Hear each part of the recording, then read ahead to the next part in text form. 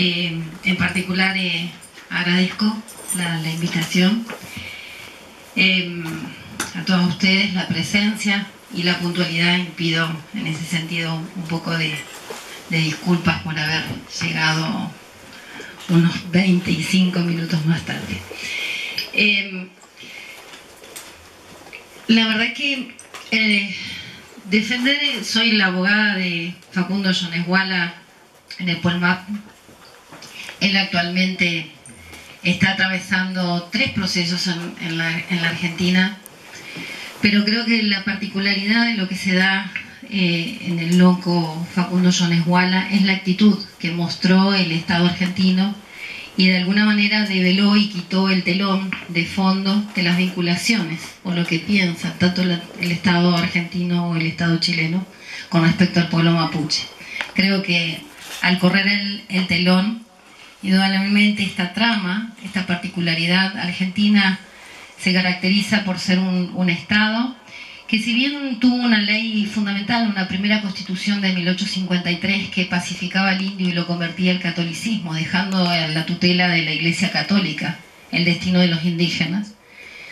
la historia o la trama historiográfica en la Argentina en particular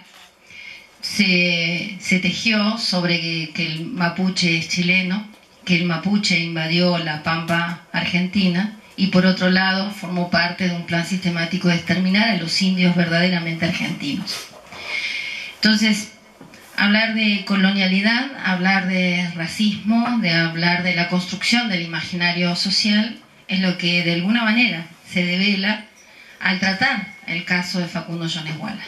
Y el Poder Judicial no es nada más ni nada menos que un poder del Estado que se tradujo en esa colonialidad, en ese racismo. Queda en la trama del Poder Judicial, en sus operadores jurídicos, jueces y fiscales, esa trama de colonialidad y de racismo. 130 años pasaron para que nosotros reformemos una constitución, la de 1994, que reconoce la preexistencia étnica y cultural de los pueblos indígenas, reconoce que antes de la conformación del Estado del siglo XIX, que impuso estas fronteras sociales y políticas y fragmentó y fracturó un pueblo que históricamente, ancestralmente, convive, vive de un lado y del otro, de mar a mar, del Puelmapu al Gulumapu. Indudablemente, el colono, y en eso hay muchas similitudes, en el caso de Pampa Patagonia, esas 15.000 leguas cuadradas que entregó el ministro de Seguridad Roca, que posteriormente fue el presidente de la Nación, a las grandes oligarquías, y que hoy tenemos esos mismos apellidos, esos grandes latifundistas, ocupando cargos de gobierno en el Poder Ejecutivo. A pesar de ese salto en la Constitución Nacional, la matriz sociocultural de concebir al indígena no se modificó. Indudablemente, los jueces y fiscales, si bien tienen un marco jurídico vigente de alzada, de reconocimiento, no solamente en la Constitución, sino que incorporó 21 tratados internacionales de derechos humanos en la misma Constitución, adhirió y ratificó al Convenio 169 de la OIT desde 1991, adhiere a la Declaración Nacional de las Naciones Unidas de los Pueblos Indígenas del 2006 y adhiere a la Declaración Americana de los Derechos de los Pueblos Indígenas. Todo eso es como letra muerta a la hora de ir y trabajar, en el caso de los abogados, que somos una herramienta técnica, una herramienta de medios, no de garantizar resultados, por lo menos es nuestra, función, de cómo en los expedientes, de alguna manera, se observa cómo se interviene, cómo está esa ideología permanente a la hora de tomar decisiones con respecto a una persona en la cual está imputada de derechos. El caso de extradición de Facundo Yoneshuala, en particular hay que hacer un poco una cronología en el tiempo. Si bien la ley de cooperación internacional entre los estados, en el caso de Argentina con Chile, lo vincula a un tratado que es de 1933. El caso de Facundo en particular le da otro tamiz, Y ese tamiz tiene que ver con la idea racista que se tiene de un miembro o un integrante del pueblo mapuche. Para Argentina es el señor Francisco Facundo Yoneshuala, a pesar que los expertos internacionales y el resto de miembros de las Naciones Unidas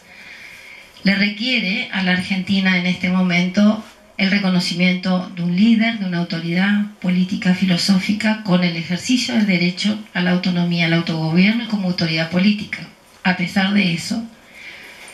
el negar esa negación sistemática de reconocer en él su condición de autoridad, el negar su condición de necesidad, el negar su condición de mapuche,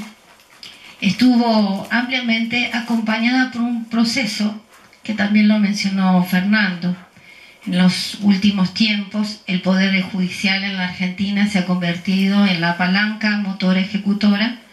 de un poder ejecutivo que la única salida que tiene, o propuesta de política pública para el pueblo mapuche en particular, es la represión, es la criminalización y la judicialización. No hay un plan B.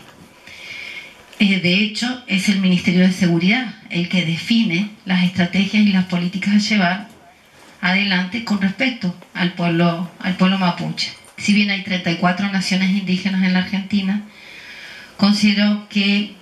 en mi trayectoria y en mi trabajo en acompañar técnicamente distintas causas judiciales o de la asociación a la cual actualmente formo parte, de la Asociación de Abogadas de Derecho Indígena en la Argentina, vemos que el pueblo mapuche es el que está como en mejores condiciones para poder visibilizar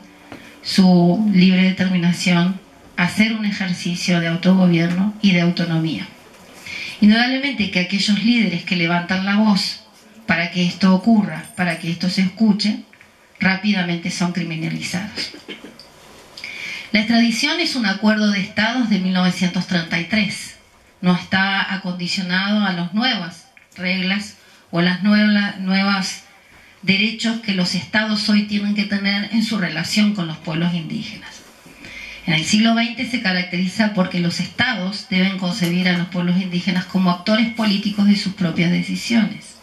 Decisiones incluso hasta en el territorio. Decisiones incluso hasta en el manejo de los propios recursos naturales o bienes naturales comunes dentro de sus territorios. Y para eso el marco jurídico marca de alguna manera o va dando un procedimiento, un derecho que es a la consulta. Esa consulta debe garantizar consentimiento y para llegar a ese consentimiento es una participación plena, de buena fe. Y esto es lo que dice la ley, pero una ley vacía de contenido a la hora de querer aplicarlo. En Argentina, reitero, tenemos fallos, tenemos sentencias, tenemos acuerdos desde la Corte Suprema, pero a la hora del ejercicio de un actor político, ejercicio de entender en la soberanía territorial, el ejercicio pleno de la autonomía de los territorios, o lo que también marca el convenio 169, reivindicar los territorios que tradicionalmente ocuparon anterior a la conquista y a la colonización, allí es donde surge el problema. Creo que si le preguntamos a la ciudadanía común cuál es el problema del mapuche, en realidad creo que se focaliza en el tema tierra.